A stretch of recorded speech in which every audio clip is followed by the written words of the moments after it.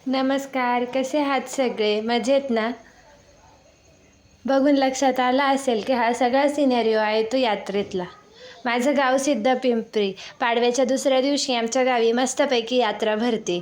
ही असं मस्तपैकी गेलो, पहिल्यांदा बसून आलो ह्या ब्रेक डान्समध्ये. लहान मुलांना पण तिकडे जम्पिंग जपाकमध्ये आणि इतर गोष्टींमध्ये ह्यांनी बसवलं. मग गेलो ते देवाचे घोडे बघायला.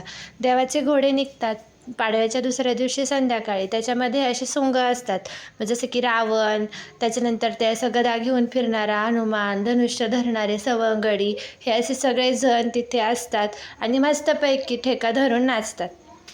तर ही गावची जुनी परंपरा आहे. गावातून 3 मानाचे घोडे निघतात. त्यामधला पांढरा घोडा हा मानाचा घोडा असतो. हे असं गणपती, त्यानंतर मोर, अस्वल, शंकर पार्वती, रावण, हे बिभीषण, हे सगळे सोंग, ही अशी सगळी सोंग लिलावातून घेतली जातात. पाडव्याच्या दिवशी गावात ह्यांचा लिलाव होतो. जुनी पिढी नव्या पिढीकडे ही सगळ्या गोष्टी सुपूर्त करते, त्यांना छान कला शिकवते आणि गावाचं गाव पण, त्याचबरोबर गावाची जी प्रथा आहे, परंपरा आहे, ती जपली जाते. हे असं नाचताना बघायला खरंच खूप छान वाटतं. कुठेही जा, कितीही छान डान्स बघा, काहीही करा, पण आपलं जे पारंपरिक आहे, जे आपलं आहे, ते बघायला खरंच खूप खूप छान वाटतं. आणि मला खरंच खूप बरं वाटतं की माझ्या गावामध्ये ही सगळी प्रथा, परंपरा आजही खूप चांगल्या प्रकारे टिकून आहेत. अगदी वयोवृद्ध माणसांपासून ते बालकांपर्यंत, या व्हिडिओत दिसतंय बघा, अगदी म्हाताऱ्या बाबांपासून तर तरुण मुलांपर्यंत, त्यापासून लहान बालकांपर्यंत सर्वजण या प्रथेचा, परंपरेचा आनंद घेत आहेत, शिकत आहेत आणि ही परंपरा पुढे त्यामुळे पसरणार आहे. ही कधीही लोप पावणार नाही.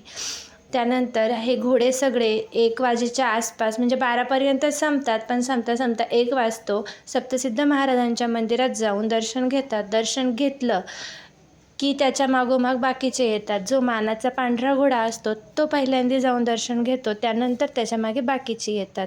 हे असं यात्रेत फिरायचं आणि खूप खरेदी करायची हा मुलांचा आवडता छंद. मग हे असं पुन्हा जाऊन पाळण्यांमध्ये बसून, हे असं स्टेशनरीचं एक दुकान लागलं होतं, त्यामधनंही असे वेगळे वेगळे बघा कितीतरी प्रकारचे, अगदी हेल्मेटचे इरेजर, बुकचं, त्यानंतर गाडीचं, कसलं कसलं म्हणून साहित्य स्टेशनरीचं इथं उपलब्ध होतं. यामध्ये आमच्या शिवबाने बरंच काही काही घेतलं आणि तिथून आम्ही निघालो. त्यानंतर हे असं शंकर पार्वती आणि बैलाचं सॉन्ग बघा किती छान वाटतंय ना बघायला.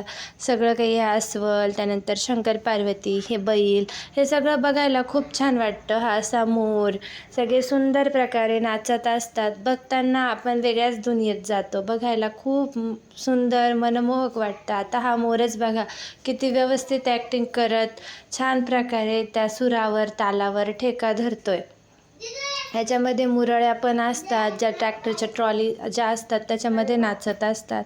DJ असतो, त्यानंतर सगळे आपले पारंपरिक गाणे, कला, सगळं सगळं या यात्रेतून बघायला मिळतं. गायन असो, वादन असो, नृत्य असो, सोंग परंपरा असो, हे सर्व काही ह्या यात्रेचं वैशिष्ट्य आहे. त्याचबरोबर जुनी परंपरा पण. हे असं घोडे असतात जे खूप सजवलेले असतात. ज्या ज्या प्रकारे जितकी आपली कुवत आहे त्यानुसार त्यांना असं डेकोरेट केलं जातं. हे असे मावळे घरोघरच्या बायका गल्लीतल्या त्यांचं औक्षण करतात आणि अशा प्रकारचे घोडे दिसतात. बघायला खरंच खूप विलोभनीय असतात आणि सजवल्यामुळे खूप छान दिसतात. त्यानंतर अजून एक परंपरा, ती म्हणजे गावात संदल निघतं. हे संदलसुद्धा खूप बघण्यासारखं असतं. छान प्रकारे ते लोक त्यांची कव्वाली, जे काही गायन आहे ते करतात. ही अशी ऊद वाटली जाते, गाणाऱ्यांना दक्षिणा दिली जाते. खूप शांततेत आणि खूप वैशिष्ट्यपूर्णरित्या ही यात्रा पार पडते. खरेदीबरोबरच जुन्या परंपराची आणि प्रथेची ह्या यात्रेला खूप मोठी देणगी मिळालेली आहे. बघायला, ऐकायला खरंच खूप छान वाटतं हे संदल. जितके घोडे बघायला आनंद होतो, तितकाच किंबहुना त्यापेक्षा जास्त आनंद हे संदल बघायला होतं. यांचे गाणे ऐकायला खरंच खूप छान वाटतं. नकळत आपल्या ओठातून कधी ते गाणं बाहेर येतं हे आपल्यालाही कळत नाही. अतिशय शांततेत, सुंदर प्रकारे ही यात्रा संपन्न होते.